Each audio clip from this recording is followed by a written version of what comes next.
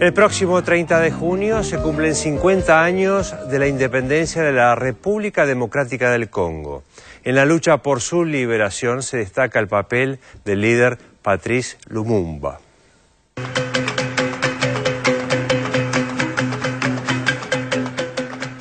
La historia de la República Democrática del Congo es un relato de sometimiento, violencia y liberación.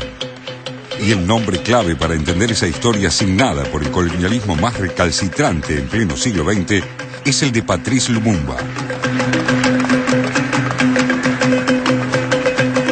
La República del Congo se encuentra ubicada en la estratégica región central de África, en el corazón del continente. Desde el colonialismo instaurado a principios del siglo XX hasta fines de la década del 50, la población del país vivió bajo el dominio de Bélgica. Durante este periodo, el Congo es objeto de la explotación sistemática e indiscriminada de sus recursos naturales como el marfil, el caucho y minerales esenciales como titanio y cobalto. L'objectif que nous poursuivons, c'est la libération du Congo du régime colonialiste. C'est l'émancipation totale du pays. Nous sommes certains que nous saurons très bien marcher, parce que cette indépendance du Congo ne signifie pas chasser les Belges du Congo ou nous séparer de la Belgique. Mais au contraire, nous voulons constituer un gouvernement souverain, où chacun aura sa place, où les Congolais et les Belges pourront travailler main dans la main au service de la nation congolaise. En 1959 se realizan las primeras elecciones libres en las que triunfa el Movimiento Nacional Congoleño, dirigido por Patrice Lumumba, quien fue designado primer ministro al año siguiente. Este ícono revolucionario africano fue un trabajador de correos que inició su actividad política organizando un sindicato de trabajadores. Por tal motivo, fue encarcelado y acusado de sedición, pero consiguió agrupar a la mayoría de las fuerzas progresistas en un partido panafricanista, el Movimiento Nacional Congoleño, convirtiéndose rápidamente en el principal dirigente independentista del país. El Movimiento Nacional Congoleño se plantea la política de superar las diferencias tribales y regionales y crear una organización independiente y unificada, un paso necesario para liberarse de los belgas. Durante la campaña electoral del 60, Lumumba se declara abiertamente comunista y obtiene el triunfo. Se forma un gobierno de coalición con el dirigente congoleño como primer ministro y Joseph Kasavubu como presidente. El 30 de junio de ese año se proclama finalmente la independencia. La République du Congo a été proclamée et notre cher pays est maintenant entre les mains de ses propres enfants. Pero el proceso de consolidación nacional seguiría por mucho tiempo más, prolongándose hasta nuestros días. Es que aquel primer gobierno congoleño estableció un equilibrio inestable entre los verdaderos independentistas encabezados por Lumumba y los neocolonialistas de Kasavubu, que contaban con el apoyo del general Mobutu, hombre de los servicios secretos belgas y agente de la CIA. Inmediatamente después de proclamarse la independencia, la Central de Inteligencia norteamericana inicia una campaña de desestabilización y las Naciones Unidas envían un contingente internacional para pacificar el país. Pero esta fuerza, en lugar de intervenir en apoyo al gobierno central, deja que se intensifique el caos institucional. Acosado por la situación, Lumumba solicita ayuda a la Unión Soviética, una decisión que impulsó al presidente Kasavubu a destituirlo. Pero Lumumba se niega a abandonar el cargo. Su predicamento y popularidad siguen en aumento. En agosto, el presidente de Estados Unidos, Dwight Eisenhower, da la orden de matar a Lumumba, al que consideraba, según documentos desclasificados, un marxista peligroso. Uno de los asesinos enviados para la tarea fue Frank Carlucci, quien sería luego, durante los años 80, el secretario de Defensa de Ronald Reagan.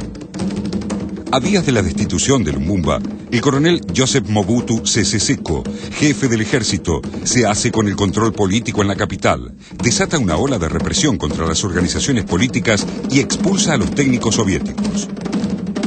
Auténtico hombre fuerte del gobierno congoleño, en menos de 2 meses, Mobutu devuelve el poder a Kasavubu y se autodesigna comandante en jefe de las Fuerzas Armadas. Pero Lumumba seguía vivo y con él la esperanza para el pueblo del Congo.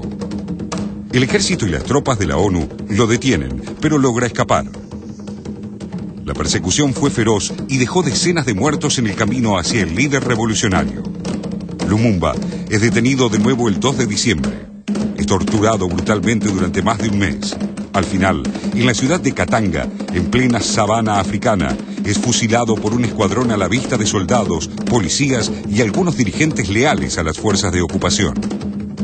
Para encubrir la verdad, un equipo de agentes belgas desentierra el cadáver y lo disuelve en ácido sulfúrico. No querían dejar ninguna huella del crimen. 40 años después, el Parlamento belga admite la responsabilidad de ese país en el asesinato en una sesión celebrada en noviembre de 2001. Cuando lo asesinaron, Patrice Lumumba tenía 35 años y apenas había permanecido 3 meses como primer ministro. Sin embargo, su huella permaneció en la historia moderna de la República Democrática del Congo. Una huella que aún hoy, pese a los innumerables problemas que afronta esta nación africana, sigue indeleble.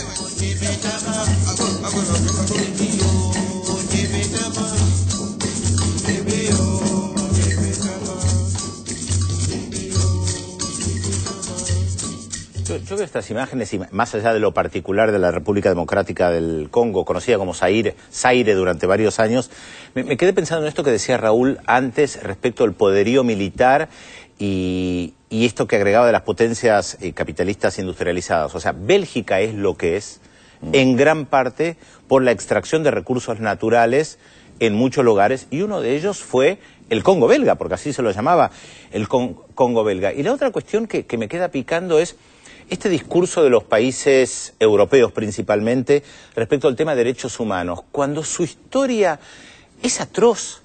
La represión de los belgas en el Congo fue terrible. Hay un libro escrito por un periodista estadounidense titulado El Holocausto Olvidado. Se calcula que los belgas mataron entre 5 y 10 millones de personas. Había un rey, Leopold II era el que estuvo al frente de Bélgica, y eso solamente, creo que entre 1880 del siglo XIX y la Primera Guerra Mundial, entre 5 y 10 millones de personas. Las torturas que había, hay imágenes respecto, yo vi fotos de gente del Congo presa, son imágenes de gente salida de los campos de concentración, famélicos. Y después, aquellos que mataron a Lumumba fueron recibidos en Europa con honores. Se calcula, hay muchos datos al respecto, que Mobutu sacó como mínimo 7.000 millones de dólares del Zaire y se lo llevó a Europa, estuvo después en Francia como un rey. O sea, este doble discurso permanente de lo que han hecho, lo que hizo la moral occidental que tanto critica a otras civilizaciones, a mí cada vez que veo estas imágenes me afecta mucho. Bueno, posiblemente si se pensaba como se pensaba de los indígenas que no tenían alma, no, en realidad. De los indígenas, los negros. Claro, digo, aquel que es el otro y es inferior y es considerado un inferior, tenía como menos importancia y su vida. Fíjense cómo la economía a veces es la continuidad de estas condenas históricas que tienen algunos países, como como el caso del Congo, con grandes recursos naturales, sobre todo recursos naturales minerales, ¿no? Que repasando un poco la situación actual se observa cómo es una economía que viene en caída libre prácticamente en las últimas 2 décadas.